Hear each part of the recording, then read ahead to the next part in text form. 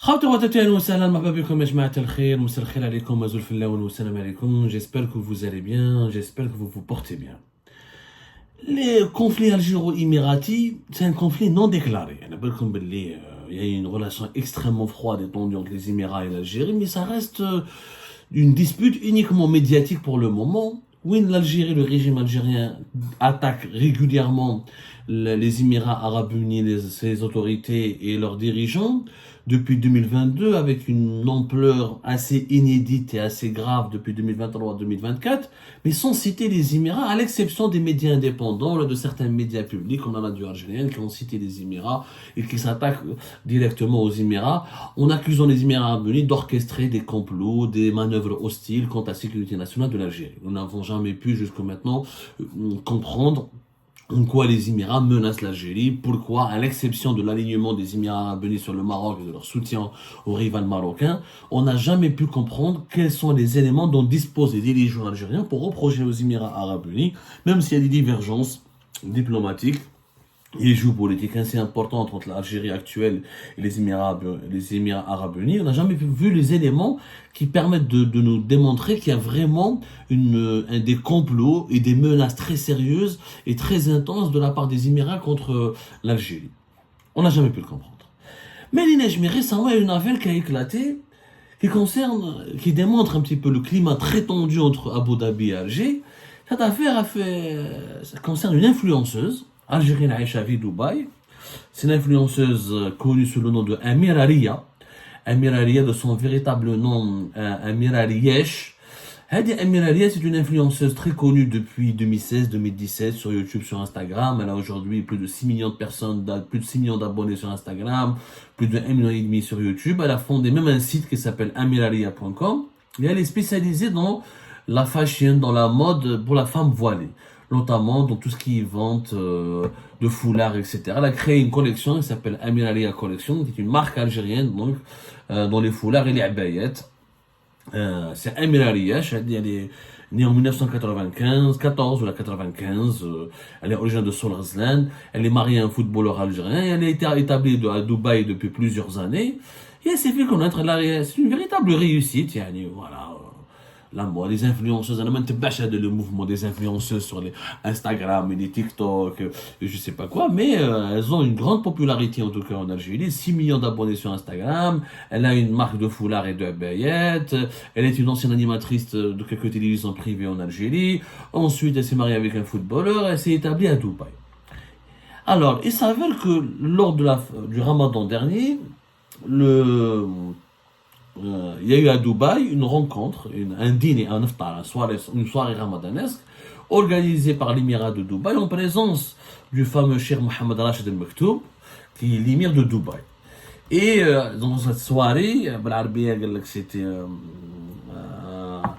لقاء إعلامي رمضاني, c'est une rencontre durant laquelle les autorités de Dubaï ont invité des journalistes, des figures médiatiques importantes, parmi lesquelles se trouvait une influenceuse algérienne, Amira Ria ou Amira Riash, qui en a pris une photo avec Mohamed Ben Rachid El Maktoum, qui est l'émir de Dubaï, qui est considéré comme l'un des hauts responsables les plus influents des Émirats arabes unis. Vous savez, les Émirats, c'est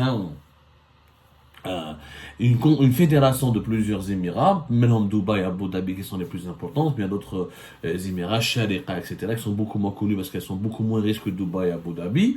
Mohamed Ben Rachid El Maktoum est aussi le ministre, il était ministre de la Défense des Émirats arabes unis, il est encore ministre de la Défense des Émirats arabes unis et aussi vice-président de la Fédération des États des Émirats arabes unis. Le président, c'est MBZ Mohamed Ben Zayed Al Nahyan, qui est l'émir d'Abu Dhabi, c'est lui l'homme fort des Émirats, et le deuxième homme fort, c'est Mohamed Ben Rachid El Maktoum. Donc pendant cette soirée, elle prend un selfie, elle s'affiche avec c'est l'émir de Dubaï, elle participe à ce dîner, etc. Et à son retour en Algérie, la fin de semaine dernière, elle est revenue en Algérie.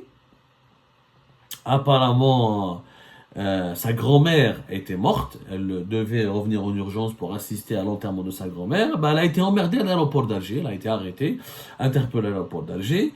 Donc on l'a interrogée à propos de ses relations avec les autorités émiraties. On lui reproche de s'afficher, d'avoir des liens, nourrir une certaine proximité avec les autorités émiraties. Elle l'a pas démenti, mais c'est une influenceuse. Elle est dans une rencontre, etc. Soyez ramadanesque, elle est établie à Dubaï. Il y a plus de 30 000 personnes qui sont établies à Dubaï, parmi lesquelles 30 000 Algériens qui sont établis aux Émirats, mais essentiellement à Dubaï.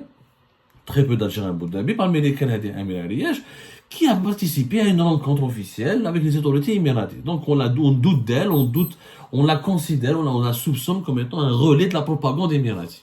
شوفوا الحكايه مرات تبيع العبايات والعبايات ولي foulards. Bon, après elle a été relâchée, mais ils l'ont placée sous ISTN.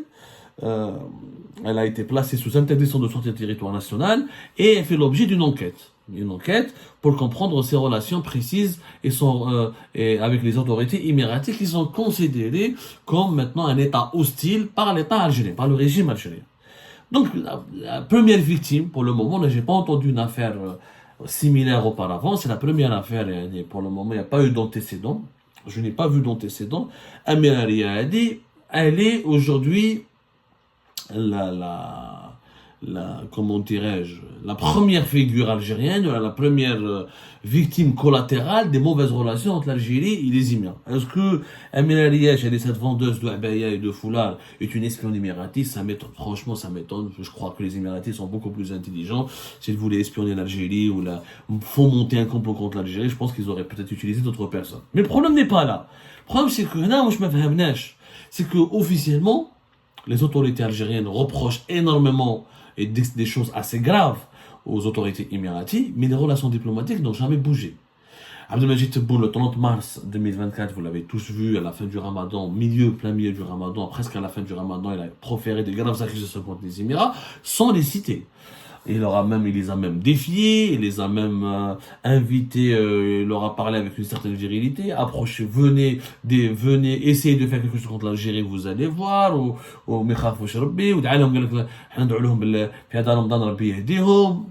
avez vu cette intervention totalement chaotique et extrêmement étrange de la part de Abdelmajid Tebboune. Quelques jours plus tard, après le Ramadan, vous avez bien vu ce qui s'est passé au siège de l'ONU, où des diplomates émiratis se sont affichés avec le leader du MAC, Farhat Mhenni. Et un écrivain ensuite, nous en avons parlé le 19 avril, le 17 avril, nous en avons parlé. Le 23 avril dernier, nous avons même fait une émission sur cet écrivain américain, Roger Kaplan, qui a confirmé, qui a assisté qui a assisté aux activités de Farhat Mhenni, leader du mouvement pour l'autodétermination de la Kabylie au siège des Nations Unies à New York, qui a assisté lui-même à des rencontres avec un soutien qui a été affiché par les diplomates émiratis au MAC. L'Algérie n'a jamais réagi. L'Algérie, à l'exception d'attaques médiatiques, très virulentes et très violentes, et des accusations extrêmement graves, mais qui demeurent farfelues parce qu'il n'y a pas de preuves, il n'y a pas de démonstration, et ces accusations ne sont pas suivies par un bras de fer diplomatique. Normalement, les pays, les États, quand on reproche à un État étranger de manœuvrer de façon très hostile contre la sécurité nationale, l'ambassadeur de cet État, il est appelé, il est encadré, il est rappelé à l'ordre, il est je sais pas quoi, il est averti, les relations diplomatiques sont rompues, il y a des protestations officielles, il y a des organisations régionales et internationales que cet État victime de ces manœuvres hostiles de la part d'un autre État qui peuvent être saisies. Il y a du bruit diplomatique, sur le plan diplomatique et politique, l'ambassadeur algérien est toujours à Abu Dhabi, l'ambassadeur émiratis est toujours à Alger, il y a des rencontres formelles et des échanges formels, nous sebbanou l'hadra uniquement sur les réseaux sociaux, dans les médias. Et après, la seule victime, Amira Riach, ils sont en train de l'emmerder, etc., parce qu'elle habite aux Émirats et parce qu'elle s'est affichée dans une soirée officielle organisée par les autorités de Dubaï en présence de l'émir de Dubaï. أنا ما فهمتش حاجة. Pourquoi s'attaquer à une influenceuse et ne pas s'attaquer à l'ambassadeur des Émirats à Alger? Pourquoi s'attaquer à une influenceuse et ne pas protester encore une fois officiellement contre les autorités des Émirats Arabes Unis? Pourquoi ne pas s'attaquer directement aux dirigeants des Émirats, notamment MBZ, Mohamed Ben Zayed Al Nahyan? Je ne comprends pas ce jeu de chat et souris que le régime algérien a mis en place avec les autorités émiraties. Je vous insulte, je vous attaque, mais sans vous citer vos noms, sans vous désigner. Ah, je vous attaque avec beaucoup de virulence, mais je ne franchis pas certaines lignes. Ah, mais je protège jamais contre vous. En fait, en réalité, le cœur du problème, c'est que le régime algérien, il a une peur bleue. Il a une peur extrêmement bleue des Émirats. Il ne peut pas protester officiellement contre les Émirats. Pourquoi? Parce que s'il proteste officiellement contre les Émirats, qu'est-ce qui va se passer? C'est que les Émirats vont réagir officiellement. Pour le moment, mis à part un ancien ministre des Affaires étrangères émirati qui a réagi, les Hadd personne, mais de temps en temps, quelques médias émiratis réagissent. Pour le moment, personne n'a réagi. Il n'y a pas, aux Émirats, il y a les attaques algériennes, c'est un non-événement. C'est un non-événement. Personne ne répond au régime algérien, personne ne se préoccupe du régime algérien, et personne ne s'intéresse réellement à l'Algérie. Les Émiratis ne se sentent pas menacés ou perturbés ou ébranlés particulièrement par les attaques algériennes. Un ancien ministre des Affaires étrangères émirati, après le 30 mars, après l'intervention, la sortie médiatique du 30 mars dernier de 2024 de Tebboune, a réagi sur Twitter de façon très civilisée en lançant un défi aux autorités algériennes de présenter des preuves ou de parler, de s'adresser officiellement aux instances officielles de l'État émirati. Ça n'a pas son appel et sa réaction n'a pas été suivi, n'a pas obtenu des réactions, n'a pas fait réagir les autorités algériennes. Et d'ailleurs, les Émirats n'ont fait aucune sanction. Les Algériens ont le Dubaï, les visas sont toujours délivrés. Il n'y a pas une politique visible, sur la face visible, en tout cas, peut-être dans les coulisses de la diplomatie et de la géopolitique, oui. Mais alors officiellement, sur la face visible de la diplomatie, il n'y a pas de politique anti-algérienne. Les ressortissants algériens à Dubaï ne sont pas victimes ni de discrimination, ni d'expulsion, ni d'une réduction quelconque des visas, ni de réduction des vols entre Alger et Dubaï. En tout cas, du côté émirati, on n'a rien vu d'officiel. وعلاش خايفين من الامارات؟ Parce que quand tu attaques les Émirats, quand droit tu appelles l'ambassadeur émirati et tu le salis, ou là tu le remets à l'ordre, ou là tu cries sur lui, ou là tu le menaces, ou là tu vas susciter une réaction officielle.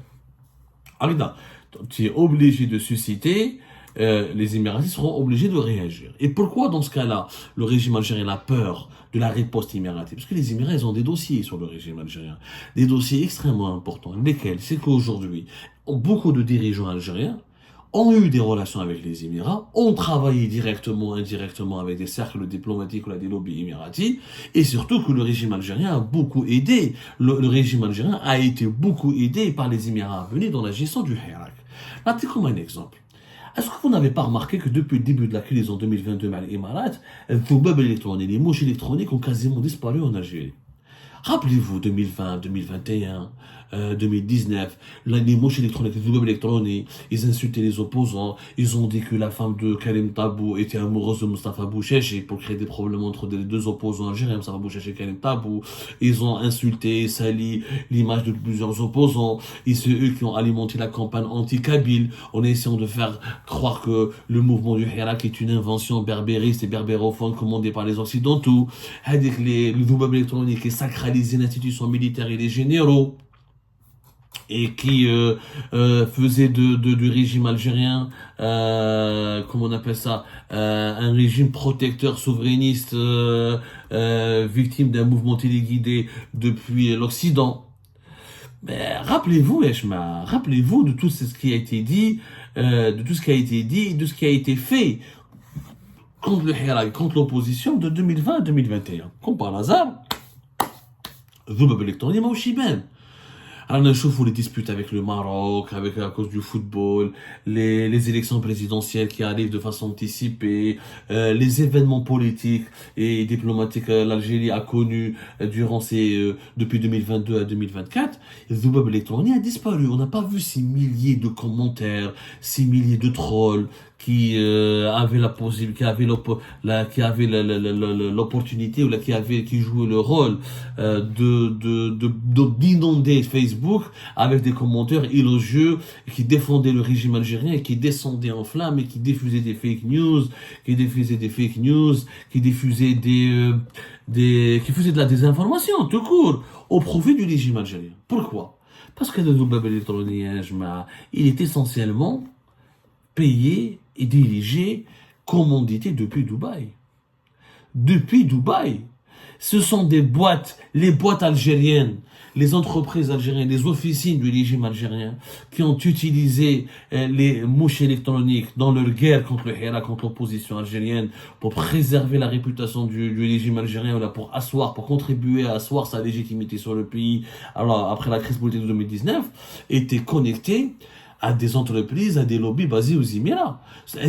Qu'est-ce qu'on aime chez les mouches électroniques? C'était des jeunes entreprises algériennes qui ont loué des sous-sols, qui ont loué des garages, des salles avec des dizaines de micro-ordinateurs, avec des personnes qui créaient des faux profils, mais l'essentiel des mouches électroniques de ce processus était géré à Dubaï avec des entreprises créées par des Indiens, gérées par des Indiens ou des Pakistanais qui avaient des logiciels, des algorithmes et des logiciels qui permettaient de créer ou de générer des milliers, voire des millions de commentaires sur les réseaux sociaux. Ce sont des logiciels bien étudiés, fabriqués par des ingénieurs indiens et pakistanais essentiellement, là du Bangladesh, qui permettaient d'utiliser les failles des algorithmes des réseaux sociaux, notamment de Facebook, pour générer des milliers de profils et générer des milliers de commentaires. Et ces activités-là étaient financées essentiellement par les Émiratis. Même l'appui émirati au régime algérien durant 2019 jusqu'à 2020 pour l'arrivée de Tebboune, même durant une bonne partie de l'année 2020, a été essentiel pour que le régime algérien domine le Hirak et Qatal al-Zahannoun.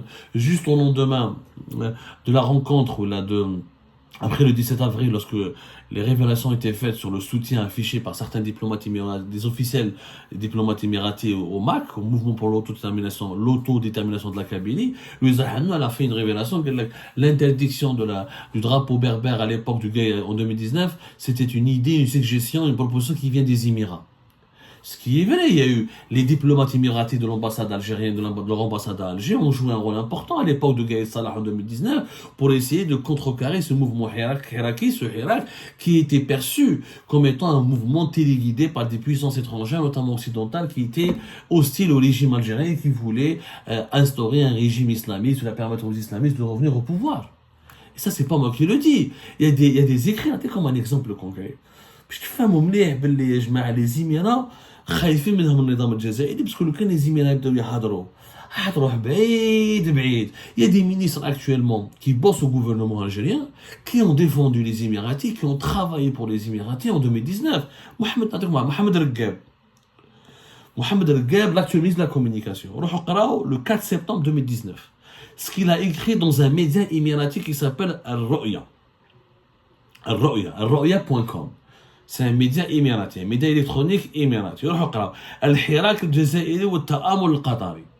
Il a considéré le Hirak comme étant une manipulation utilisée, falsifiée, grossie, instrumentalisée, manipulée par le Qatar. C'est les critères Mohamed Al-Gheb. Al-Hirak al-Jazairi wa al-Ta'amul al-Qatari. Al-Ru'ya. نعطيكم un autre lien, un autre exemple. Il faut toujours les preuves, c'est pas moi qui le dis, ce sont les écrits restent sont là. Toujours Mohamed Regheb, Mohamed La'gheb, Mohamed La'gheb. Regheb c'était l'ancien secrétaire particulier de Bouteflika. Mohamed La'gheb. الغام المجلس التأسيسي لحل أزمة الجزائر. لحل أزمة الجزائر.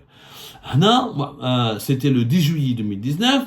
Mohamed La'gheb, qui deviendra plus tard en décembre 2019 directeur de communication et le principal bras droit d'Abdelmadjid Tebboune lors de sa campagne électorale, et son directeur de communication. D'ailleurs, c'est lui qui avait annoncé le soir du 19 décembre la victoire d'Abdelmadjid Tebboune aux élections présidentielles. C'est lui-même, Mohamed La'gheb, qui a écrit dans un média émirati, pourquoi l'Algérie ne doit pas faire une période de transition et pourquoi il a mis en cause toutes les idées du Hirak. qui appelait à l'époque à une période de transition avec un conseil constitutionnel, avec une assemblée constituante pour ensuite pouvoir réunir toutes les conditions démocratiques nécessaires à l'organisation d'une élection présidentielle propre et transparente. C'était Mohamed Lagab, donc, ils ont écrit, c'était écrit dans les Émiratis ont donné des tribunes aux partisans du régime algérien pour désintégrer, pour déglinguer, pour lutter et stopper le Hirak. Ouais, c'est la face visible de l'iceberg.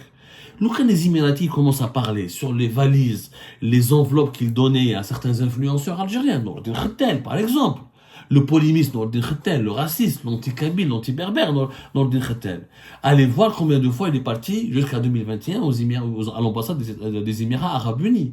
Le lien qu'il entretenait avec les Émirats Arabes Unis. Allez voir le nombre de voyages et de séjours qui ont été accomplis à Dubaï et aux Émirats par plusieurs influenceurs, des figures médiatiques, proches de la tendance bédécienne novembaria, qui était la principale tendance utilisée par le régime algérien en 2019 pour stopper le Hirak. Bédécienne novembaria, encore une fois, le courant religieux islamiste qui se revendiquait du nationalisme de la révolution algérienne, alors que lui, il était dans l'islamisme le plus précaire, alors que la révolution algérienne n'avait aucune tendance islamiste, c'était une révolution progressiste, socialiste, nationaliste. Mais comment ils ont voulu falsifier l'histoire en intégrant le courant religieux au courant révolutionnaire novembriste. Derobeha ou Nourdine Khettel et pas mal d'autres avaient une proximité impressionnante avec l'ambassade des Émirats Arabes Unis. Donc, les Émirats. Ils publient la liste des personnes et des personnalités politiques algériennes qui demandaient le visa, qui demandaient des privilèges, qui avaient des prises en charge, qui touchaient des enveloppes pour leur activité aux Émirats en Algérie. T'es le régime, t'es. Je te fais un مليح. Mohamed Lagab, mon ministre de la communication lui-même, il écrivait. Il écrivait dans un média émirati où il se fait le Hirak, où il défend. Donc, c'est pour ça qu'ils ont une peur bleue. C'est pour ça que le régime algérien, il a un problème avec les Émirats. Il ne peut pas les traiter comme le Maroc, il ne peut pas les traiter comme l'Espagne, ni comme le Niger, ni comme le Mali. Parce que les Émirats détiennent des dossiers, détiennent des preuves accablantes, qui peuvent le déstabiliser, qui peuvent l'ébranler, qui peuvent le compromettre. Parce que là, le régime algérien n'a pas toute sa crédibilité. Ah, de 2019 à 2020 jusqu'à 2021, vous mangez dans la main des Émiratis, vous étiez avec eux. Mais dès que les Émirats ont refusé de cautionner le régime actuel et de cautionner sa politique internationale et de refuser sa politique anti-marocaine et de refuser sa politique anti-israélienne, ah, dartu alayhum. D'autres détails seront révélés par l'Algérie dans les jours à venir. Donc moi je trouve que c'est lâche de se venger, de s'acharner contre une influenceuse, parce qu'elle a pris une photo, là, elle a participé à une rencontre avec l'émir de Dubaï, alors que des militaires, des actuels ministres, d'autres influenceurs, figures médiatiques, d'autres personnalités politiques, certains sont même conseillers actuellement à la présidence de la République, ils ont même des postes de chargé de mission, travailler main dans la main avec le lobby émirati en Algérie. On reviendra sur ce dossier avec des détails très concrets dans nos prochaines émissions.